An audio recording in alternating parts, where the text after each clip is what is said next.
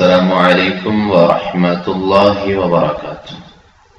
الفلق studio کی جانب سے ہم پیش کر رہے ہیں مصیبتوں کی آمد سے پہلے کرنے کے کام۔ آج چھٹا کام آپ کے پیش خدمت کریں گے۔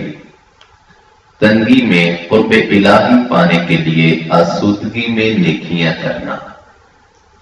بندے کو چاہیے کہ خوشحالی، آسودگی اور سکھ چین کے زمانے میں زیادہ سے زیادہ نیکیاں کما لے، کیونکہ ایسے کرنے والوں کو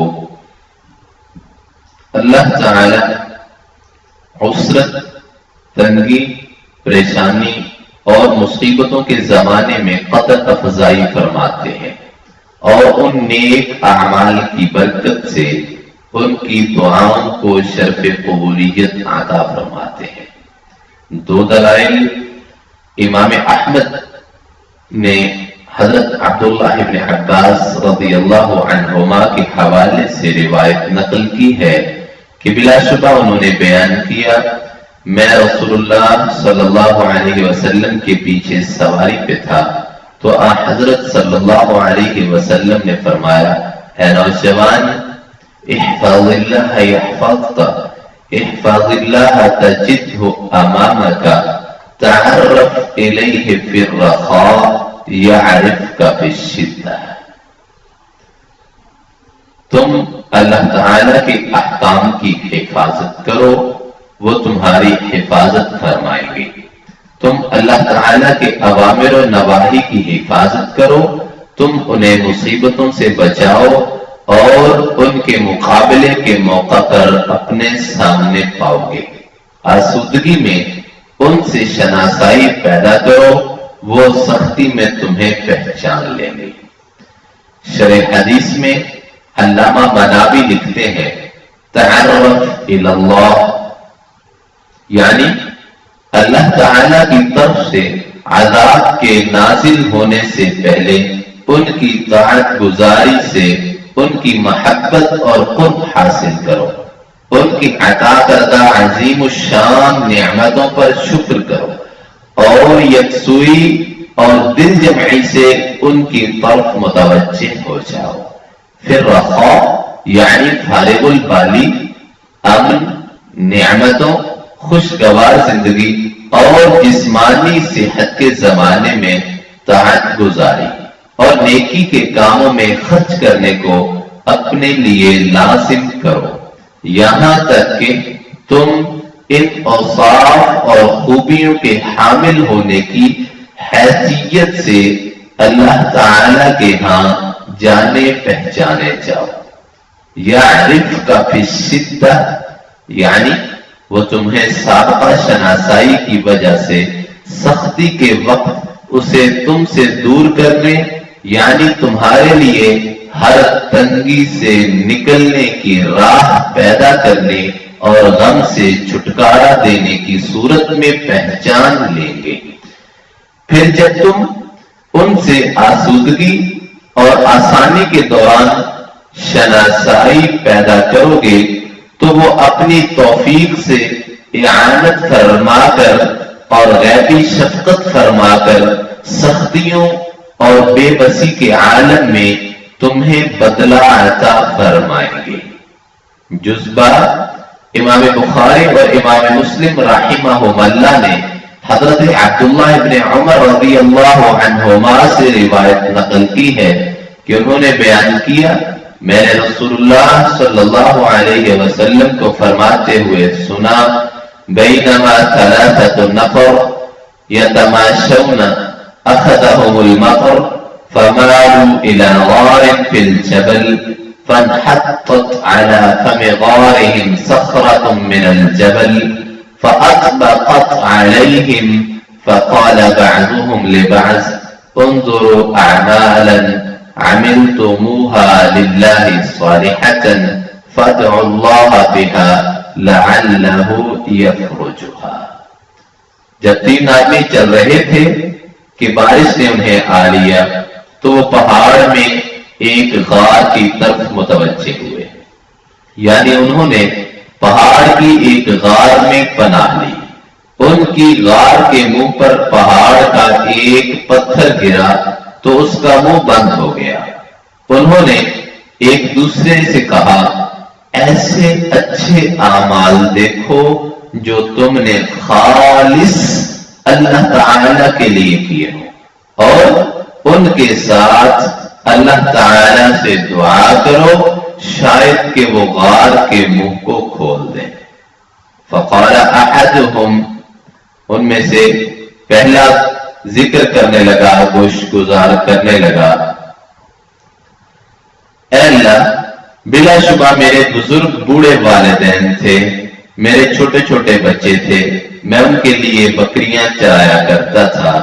جب میں شام کو ان کے پاس واپس آتا، دودھ دوہتا تو اپنی اولاد سے پہلے اپنے والدین کو دودھ پلانے کے ساتھ ابتدا کرتا۔ بلا شبہ ایک دن چارے کی غرض سے درختوں کی تلاش مجھے دور لے گئی، تو میں رات گئے واپس آیا۔ میں نے دیکھا کہ وہ دونوں سو چکے تھے۔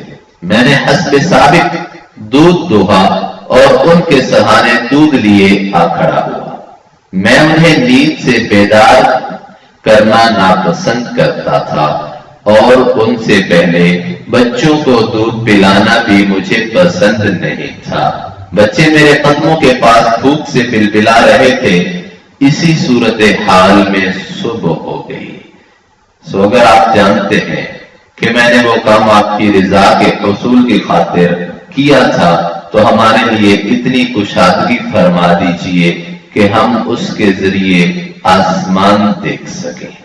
اللہ تعالی نے ان کے لیے اتنی کشادگی فرما دی کہ وہ اس میں سے آسمان دیکھ سکتے تھے۔ وقال الثانی، دوسرا یوں گویا ہوا، اے اللہ، بلا شبہ میری چچا زاد بہن تھی، میں اس سے مردوں کی عورتوں سے انتہا درجے والی محبت کرتا تھا۔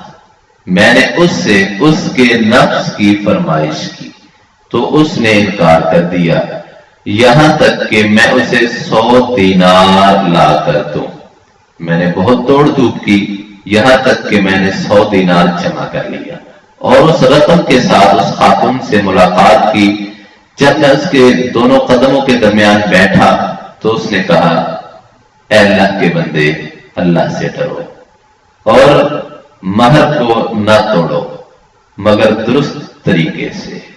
سو میں نے یہ سن کر اس سے اٹھ کھڑا ہوا، اے اللہ، سو اگر آپ جانتے ہیں میں نے وہ کام آپ کی خوشنودی کی خاطر کیا تو ہمارے لیے اس سے مزید کشادگی پیدا فرما دیجئے۔ چنانچہ ان کے لیے کچھ مزید کشادگی ہو گئی۔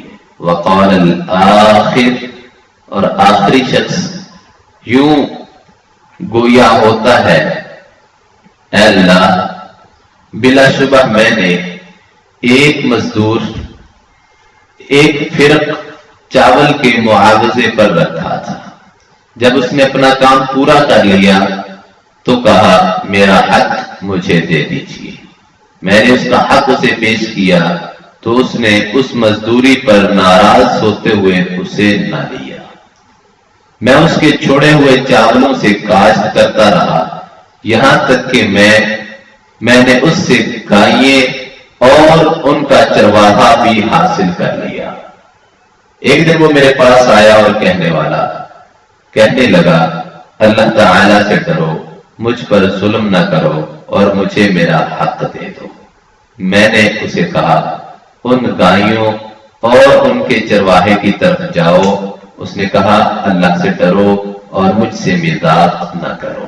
میں نے کہا، بلا شبہ میں تم سے مزاح نہیں کر رہا، ان گائیوں اور ان کے چرواہے کو لے لو۔ چنانچہ وہ انہیں لے کر چلا گیا۔ سو اگر آپ جانتے ہیں کہ بلا شبہ میں نے وہ کام آپ کی خوشنودی کے حصول کی غرض سے کیا تو آپ غار سے نکلنے میں باقی ماندہ موجود رکاوٹ بھی دور فرما دیجیے۔ چنانچہ اللہ تعالی نے ان کے لیے پوری طرح کشادگی فرما دی۔ جس سے وہ باہر آ گئے۔ اس حدیث میں ہم دیکھتے ہیں کہ مصیبت میں پھنسے ہوئے تینوں اشخاص نے پہلے سے کیے ہوئے اپنے اچھے اعمال کے ساتھ مصیبت سے خلاصی کی فریاد کی تو اللہ تعالی نے ان کی داد رسی فرمائی۔ حدیث شریف کے حوالے سے دو باتیں۔ نمبر 1، محدثین کے حدیث پر تحریر کردہ 5 عنوانات۔ امام بخاری رحمہ اللہ لکھتے ہیں باب اجابت دعاء من بر والدیہ، والدین کے ساتھ نیکی کرنے والے کی دعا کے قبول ہونے کے متعلق باب۔ دوسرے محدث امام مسلم صحیح مسلم کی روایت پر امام نووی نے درج ذیل عنوان قائم کیا ہے باب قصۃ اصحاب الغار الثلاثۃ والتوسل بصالح الاعمال۔ غار والے 3 اشخاص اور ان کے نیک اعمال کو وسیلہ بنانے کا قصہ۔ نمبر 3، علامہ قرطبی نے تحریر کیا ہے باب الدعاء بصالح ما عمل من الاعمال، اعمال میں کیے گئے اچھے کاموں کے ساتھ دعا کے متعلق باب۔ نمبر 4، امام ابن حبان نے قلم بند کیا ہے ذکر الخبر الدال على ان دعاء المرء باوسط عمله قد يرجى له اجابت ذلك الدعاء، بندے کی اپنے مضبوط ترین عمل کے ساتھ کی گئی دعا کی قبولیت کی امید پر دلالت کرنے والی حدیث کا ذکر۔ 5واں، امام ابن حبان لکھتے ہیں ذکر الخصال التي يرتجى للمرء باستعمالها زوال الكرب في الدنيا عنه، ایسی خصلتوں کا ذکر جن کے کرنے والے سے دنیا میں غم کے دور ہونے کی توقع کی جاتی ہے۔ شرح حدیث میں امام نووی لکھتے ہیں ہمارے علماء نے اس سے استدلال کیا ہے کہ مصیبت اور بارش کے لیے دعا وغیرہ کے موقعوں پر انسان کے لیے مستحب ہے کہ وہ اپنے اچھے اعمال کے ساتھ دعا کرے اور اللہ تعالی کے حضور انہیں وسیلہ بنائے، کیونکہ انہوں نے ایسے کیا تو ان کی دعا قبول کی گئی، اور نبی کریم صلی اللہ علیہ وسلم نے ان کا تذکرہ ان غار والوں کی تعریف کرتے ہوئے اور ان کے اچھے فضائل بیان کرتے ہوئے فرمایا۔